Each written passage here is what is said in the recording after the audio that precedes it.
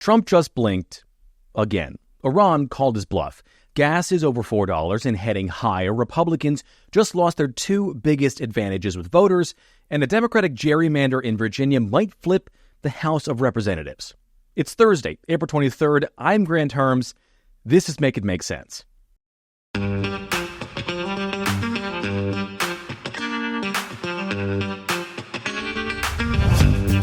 Let's talk about what actually happened this week so far, because the headline, ceasefire extended, is doing a lot of work to hide what's really going on.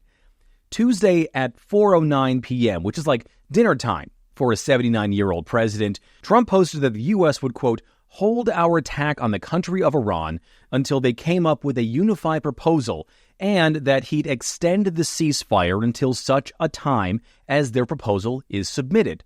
Translation: we're not bombing them. The ceasefire is indefinite. Trump folded. Now, I want to be clear. I'm not saying that it's bad that we're not bombing bridges and boats. Peace is a good thing. What I am saying is that it's a pattern. Every single time someone actually stands up to this man, he backs down. Taco. Trump always chickens out. And Iran knows it. One global security analyst told the New York Times that the Iranians are measuring this in months for themselves and in weeks for the Trump administration. They believe Trump cannot tolerate the Strait of Hormuz staying closed for another 3 weeks. And they might be right. And here's why that matters for your wallet right now. The Strait of Hormuz is the waterway where 20% of the world's oil flows through, and about 90% of Iran's trade goes through that too. It makes up roughly a quarter of the country's entire economy. Iran could lose somewhere between $45 billion in annual revenue if we fully cut them off, like 10% of their GDP. Now, that sounds like a lot. It is, but here's the thing. Ukraine has lost 20% of its GDP fighting Russia, and they're still fighting. History shows us that countries facing what they see as existential threats don't crumble from the naval blockades like the ones that we are putting on Iran right now in the Strait of Hormuz. The ones that have actually, quote-unquote, worked, like Imperial Germany or the Confederacy during the U.S. Civil War, took years and required full-scale ground wars. And Trump has been very clear, he doesn't want a ground war, which means he's running out of options. A naval blockade in Iran here just won't work long-term. Military strikes, he keeps walking back. And now, here's the part that should worry you a little bit. The Washington Post got its hands on a new Pentagon assessment that was sent to members of Congress. It says that if the war ended today, which it won't, but if it did, it would take 6 months to fully reopen the strait. That means no return to normal oil prices until Halloween. And since the war isn't ending today realistically, we're looking at higher gas prices through the summer, fall, and straight into the holidays. That is, higher jet fuel costs for your summer vacation, food rotting in fields or on cargo ships because it's too expensive to move, more expensive plastics, electronics, clothing, shoes, school supplies, holiday gifts, and jobs. A lot of jobs are at risk. And we feel that, too. The Consumer Sentiment Index just hit a record low and a record high number of Americans say that higher prices are wrecking their personal finances, and that is now landing directly in Trump's approval numbers. His overall approval right now, it's 33% according to a new AP poll. In that same poll, his handling of the economy, 30% approve. On cost of living, 23% approve. And here's the number that should absolutely terrify Republicans. A Fox News poll out today found that majorities of Americans now trust Democrats more than Republicans to handle the economy and the cost of living. For decades, Republicans could count on two things. Voters trusted them on immigration and on the economy more. Both of those advantages are now gone. On immigration, Trump is underwater by double digits. The only immigration issue where he's above 50% is border security, and it's just barely. It's like a single point. Which brings me to maybe the weirdest story of the day then. Out of nowhere, the DOJ announced that it would be reclassifying marijuana as a lower-class drug in states where it's medicinal. Now, this was kind of in the works since December.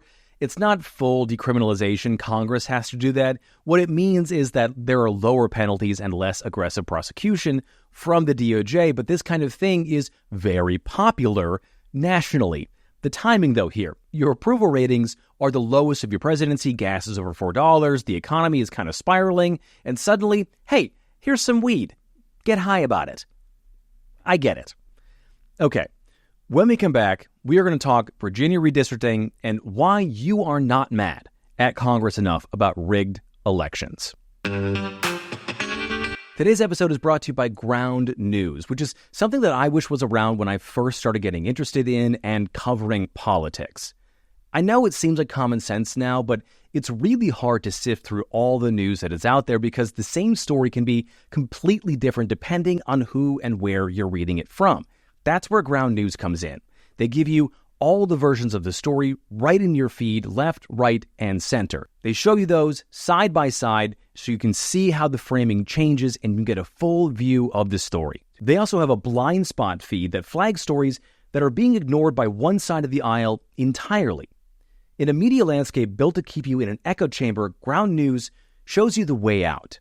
And right now you can use the link in the description for 40% off. It is their best deal on their best plan. That's the Vantage plan right now. You can only get it from Make It Make Sense. Get access to their Blindspot feed, more than 50,000 unique outlets for news, and one of my favorite features is their Burst Your Bubble newsletter, which helps you break out of that echo chamber and shows you your own media bias for all the things that you consume. I think it is an invaluable resource to expose you to different ideas and help keep your own media diet healthy, because a healthy media diet is just as important as a regular diet. Again, use the exclusive code in the description to get 40% off the Ground News Vantage plan, their absolute best plan right now. Okay, Virginia. This week, Virginia voters went to the polls on a ballot measure to approve new congressional district maps. Those maps were drawn by the Democrat-controlled state legislature, the General Assembly there, and a chosen commission. Virginia already leaned Democratic. In 2024, Harris won 6 of the state's 11 congressional districts. This new map, it would make 10 out of the 11 districts in the state likely Democratic. That is a massive redraw. And yes, it's gerrymandering. I've been consistent on this show. Gerrymandering is bad for democracy. It reduces real choice, it makes politicians more extreme, and it makes voters feel like their votes don't matter, because a lot of times they don't in those highly gerrymandered states. And that's true no matter which side of the aisle is doing it. But 51% of Virginia voters looked at this map and said, that's what we want, and so it passed.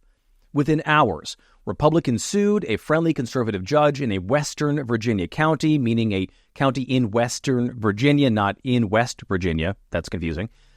They blocked the results, saying the ballot question wasn't properly filed. The state attorney general is now appealing, and this is going to speed run its way to the state Supreme Court.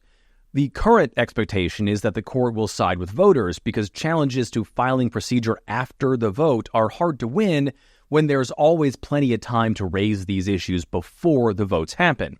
This is one battle in a much larger redistricting war that is actively reshaping the House of Representatives right now.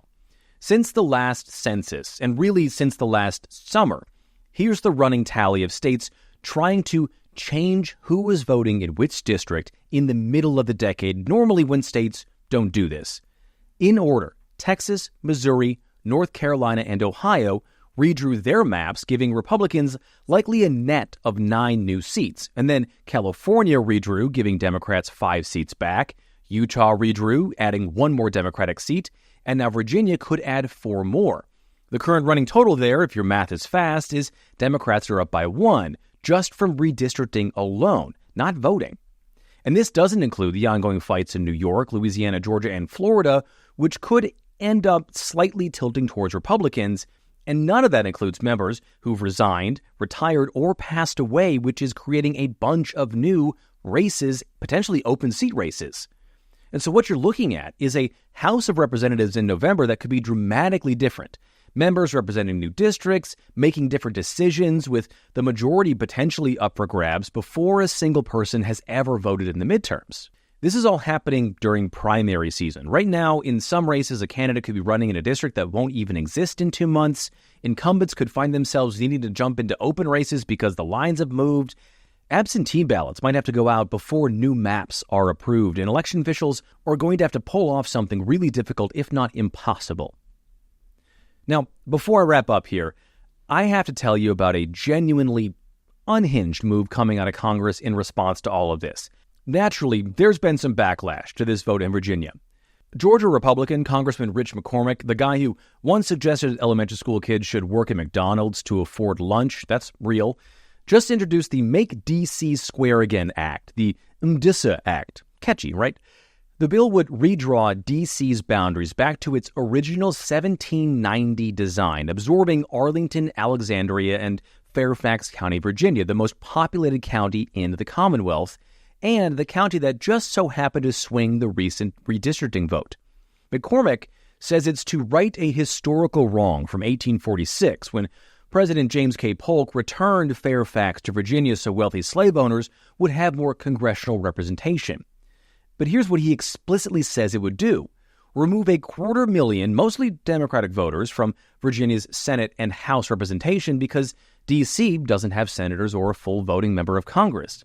He cites those exact numbers and this new vote as the reason he wants to do it. So he's not hiding this at all. I've said it before, and I'll keep saying it. There are anti-gerrymandering bills already sitting in both the House and the Senate, introduced by Democrats, that would end partisan redistricting entirely. Republicans have blocked every single one of those every time they've been up. They could pass them today if they wanted. They just don't want to.